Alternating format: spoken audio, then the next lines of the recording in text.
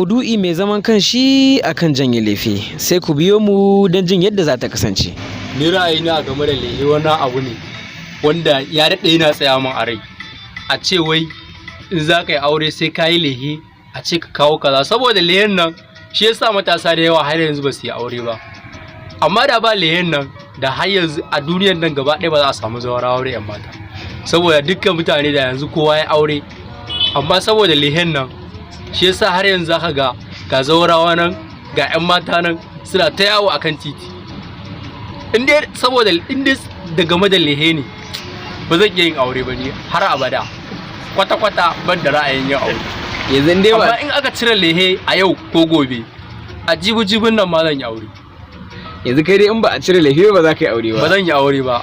Dan Allah ka yi hakuri ka sauko. A'a ba zan iya saukowa ba. In na sauko to ai hidiman tana da yawa ne. In ka gama wannan a ce wannan, in ka gama wannan zai aure ba ya hakura. Me ra'ayinki akan haka? Ai ko da sauran shi, tunda ni dai ana ra'ayin da za a fita na ra'ayi. Ai daidai da kudin lalle bai kamata a janye ba. Laifin da ake yi gaisuwan da ake kai ya kai, daidai da kudin girki da ake ba 'yan mata bai kamata a janye ba. Da ni ne ya ce in ba a janye ba to sai dai soyayyar ta dakata a haka, saboda ni dai ana ra'ayi. To ai an janye musu ma, to yanzu ba a janye musu ba ma ba sa rike matan, to ina ga an janye musu. Bai kamata a janye laifi ba, janye laifi ba shi bane ka'ida, hakan ya fi. To yanzu ke a ganin ki yanzu duk yanda mutum ya kai ga yana son ki yanzu idan ba shi da kuɗin laifi yaya za a yi kenan? Sai a hakura. Sai a fasa bikin? Shi ya fi komai sauki, dan ni dai ana ra'ayi kware mu komai yanda ake ma kowace ya mace. Yanzu idan ya bada laifi kuɗin gyaran jiki ne kawai babu, ya za a yi kenan? Sai nemo aro ya bayar, dan dai babu zubatun janyewa sai ya bayar. Yanzu in babu wanda zai bashi aro fa? Kai sai ya hakura. Wanzu ke sai dai a fasa bikin? Sai dai a fasa, ni kan na ra'ayin ki. Ina da budurwa kuma kaga ban yi aure ba, amma wannan al'adun yasa idan yarinyar ta ce mun in fito, da na tuna wannan kuɗin da zan kashe sai in ji gabana yana faduwa, kawai sai na dare. Gaskiya ni matakin da zan ce a ɗauka, in dai za a ci tatawa kawai a daina wannan laifin.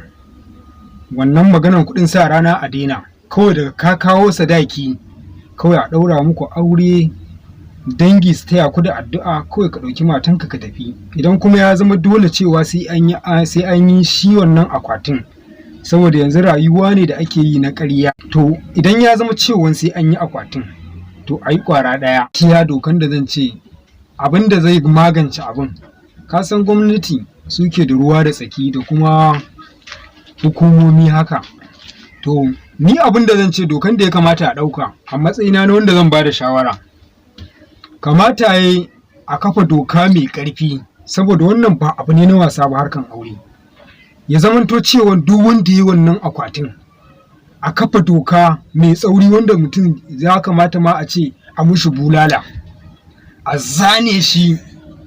Dokan da ya kamata a ɗauka kenan. To idan aka zane mutum a bainan jama'a, zaka ce na gaya ba, zaka ga matasa suna ta tasowa suna aure. Aure ya tsada kuma kuɗi suna da wahalar samu. Za a je a sa ka a tilasta ka dole sai kai abin da baka da. Aure sunna ne ba farilla ba, don haka ni auren ma na haƙura. Ko da zan yi ba zan zo bariki na nema ba, gwara na je ƙauye inda ba hanya ba titi, nan na da kafan wandona sannan na tsallaka ruwa, saboda mace ce ko da a riga take. Haka gwara na koma ƙauye. Amma ina ƙara faɗakar da ku iyayen yara mata da maza, ku gane ku lura, yanzu aure shine ci gaban gidanku, ci gaban 'ya'yanku. In ku ce za ku tsaya za ku bi ta abin duniya. Kamar ni dai yanzu ra'ayin babana shi bai damu da irin wannan bid'an ba. Shi in dai zaka ɗauki 'yar shi zai baka, saboda bai da irin takura din nan sai ka kawo ko maganan sadaki da ake cikawa a ce 100 kaza 100 kaza. Kullum in babana yana magana faɗa yake yi, to in an ce kayan ɗaki ya ƙaru, kayan me ya ƙaru, akan namijin za a huce, kullum abin da yake cewa kenan.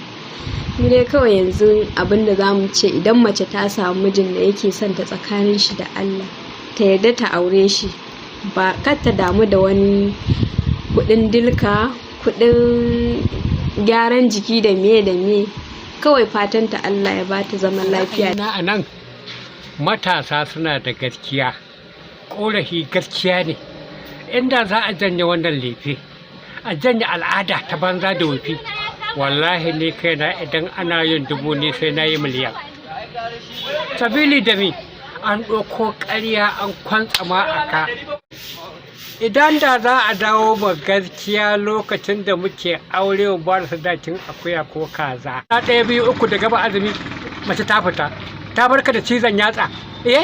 To mu ba irin wanda muke so, mu gaskiya da gaskiya muke. Ni a ra'ayina ba zan ce a janye akwati gaba ɗaya ba, amma dai zan so a taƙaita saboda a samu a shigar da su.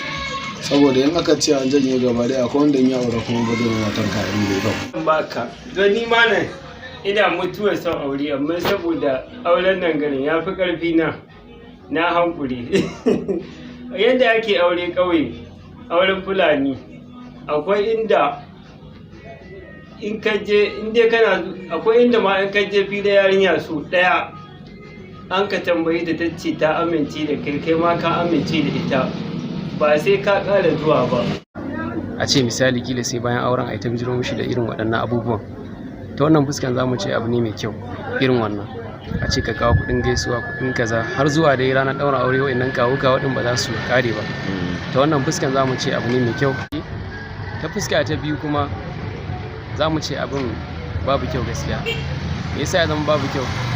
Saboda an kai mataki ne wanda dole misali da wanda yake da kuɗi da wanda bai da kuɗi sai sun bi waɗannan matakan, da wanda ke da hali da wanda bai da hali dole sai sun bi waɗannan matakan. Ko kana so ko baka so, ko kana da hali yadda za ka yi ko baka da shi, dole kana ji kana gani in dai za ka yi aure sai ka bi waɗannan matakan. To ta wannan fuskan za mu ce gaskiya abu ne wanda yake bai daidai ba, kuma akwai cutuwa da takura wanda addini mu bai yi shi don haka ba. Muka bibi tarihi manzon Allah sallallahu alaihi wasallam da sahabbai ba su cika sadaki ba, duk da cewa babu laifi ko nawa ne a ɗauka a bada, amma nasoshi da dama sun nuna cewa ba wai ba da yawan sadaki shike nuna ko yin hidima na biki shike nuna cewa aure yayi albarka ba. Albarkan wani abu ne wanda roƙon Allah maɗaukakin sarki ake yi sai ya tabbatar da ita. Ma waɗannan abubuwan da ake yi na tsada da sauransu, ƙarshe sai gama auren bai yi lasting ba kyau.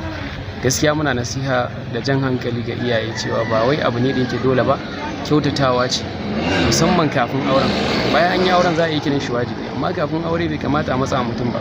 So muna nasiha ga iyaye cewa babban abin da manzon Allah ya ce a lura da shi shine abubuwa guda biyu.